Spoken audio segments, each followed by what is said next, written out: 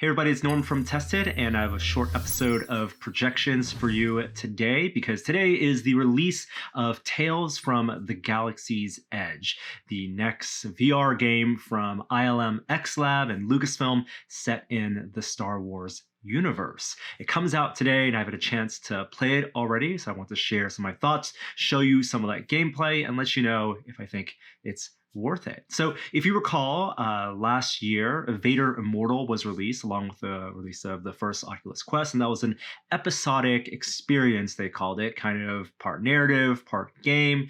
You got to use lightsabers, you got to go face-to-face with Darth Vader in this three-part series VR game made specifically for VR that told this untold story in Darth Vader's past. I really enjoyed the experience. I thought it was a really interesting exercise in virtual reality storytelling where this experience had a lot of elements of games and gameplay, whether it was using a lightsaber or learning force powers, to just feeling like you were immersed in the Star Wars universe and being shepherded almost like the VR equivalent of a Disney ride.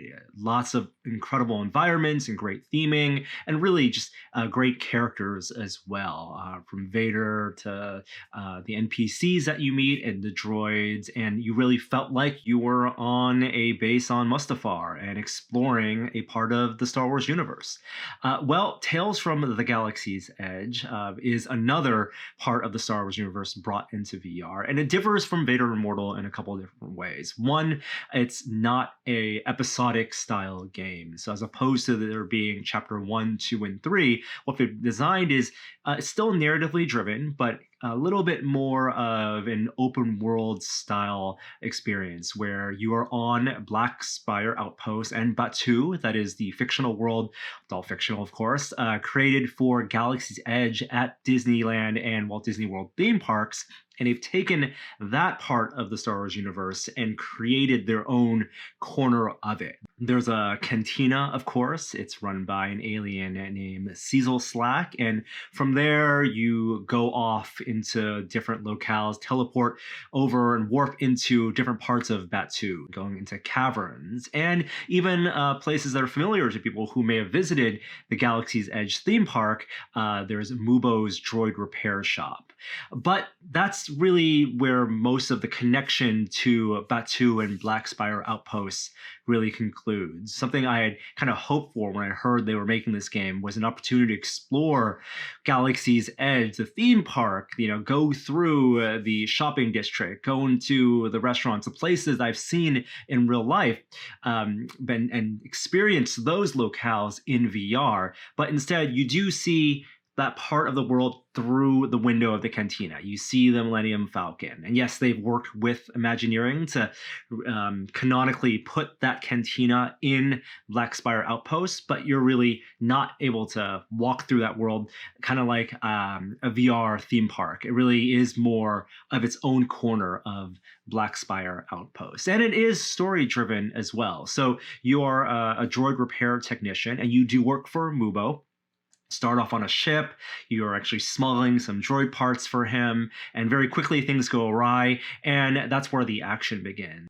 And while in Vader Immortal, it was more being led through the world by AI, where there's droids with Imperial officers kind of sneaking through the Imperial base, here there's a lot more gunslinging. The action is more trying to make you feel like a smuggler, like a Han Solo type character, and the action is oriented around duels and firefights, where you have an array of blasters and shotguns and different weapons that all feel really good and feel very much like they're in the Star Wars universe, combined with things like thermal detonators. You have your Bacta spray to heal yourself, as well as also training droids that can be reprogrammed. You can set off these droids in the air, up to 3 of them, and they'll attack enemies. And so while Vader Immortal really focused on the lightsaber aspect, lightsaber combat and using force powers, here it's more about blaster fire, hiding behind rocks and cover, and picking off pirates at a distance.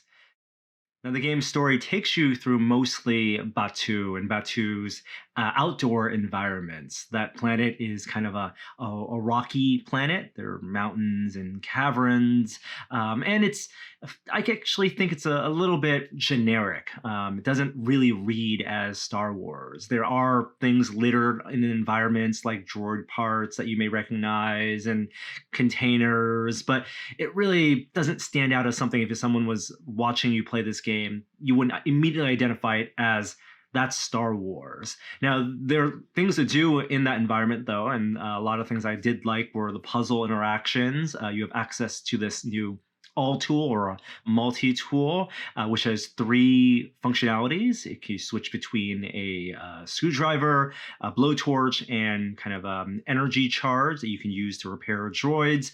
And there are puzzles littered out in the world to unlock crates and get new access to weapons and inventory and parts that you can collect and redeem for credits at Mubo's shop. And something I really liked about this game is it feels like the development team at ILMxLAB they really have now a solid footing in developing for VR. Everything feels very comfortable. Locomotion is smooth. In fact, I noticed that a lot of the kind of controls and interaction models that they are leaning on are maybe influenced by some of the other VR games you've played this year. Things like Half-Life Alyx. You can do free locomotion, but you can also pull back on the thumbstick to teleport.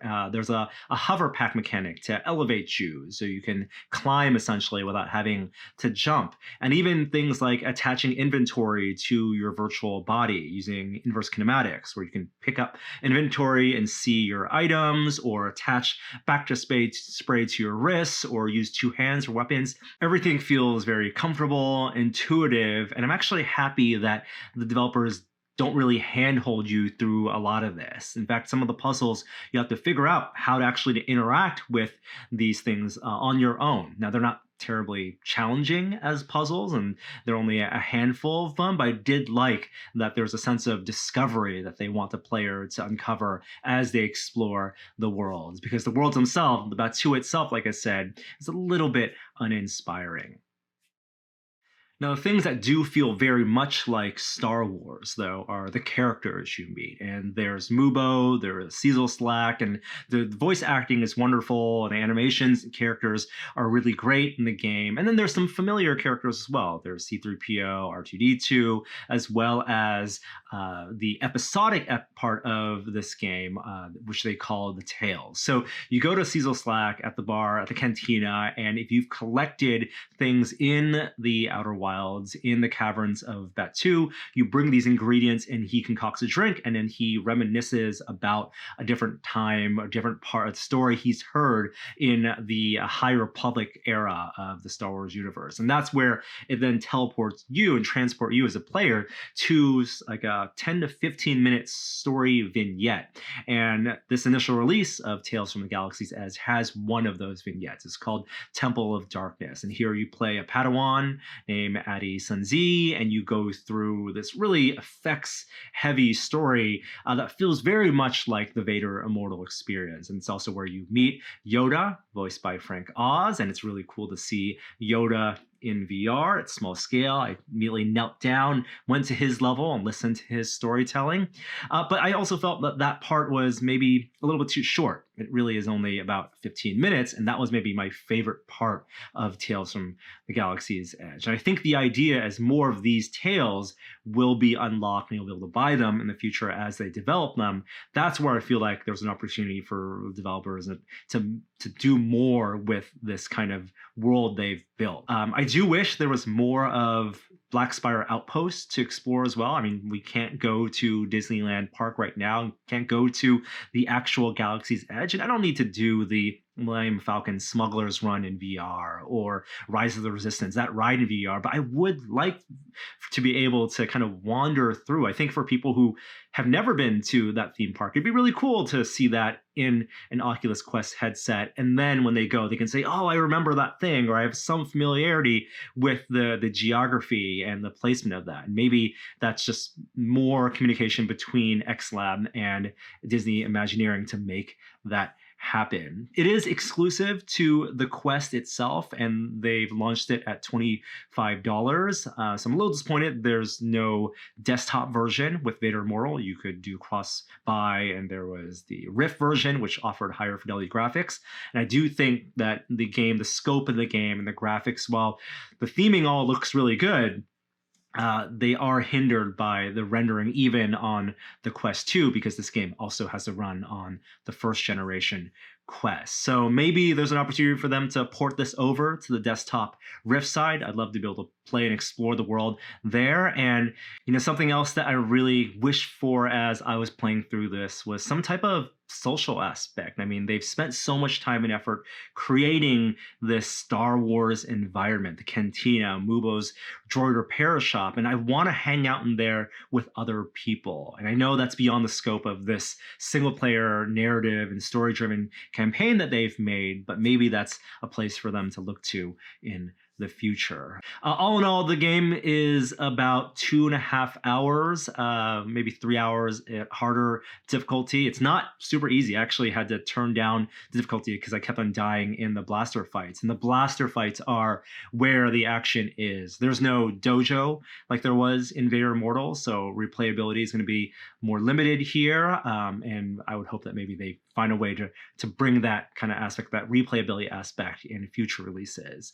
Tales from Galaxy's Edge is out today. It is exclusive to the Quest, to mobile VR. And if you have a chance to check it out, let me know what you think. But in the meantime, thank you so much for watching, and I'll see you next time. Bye.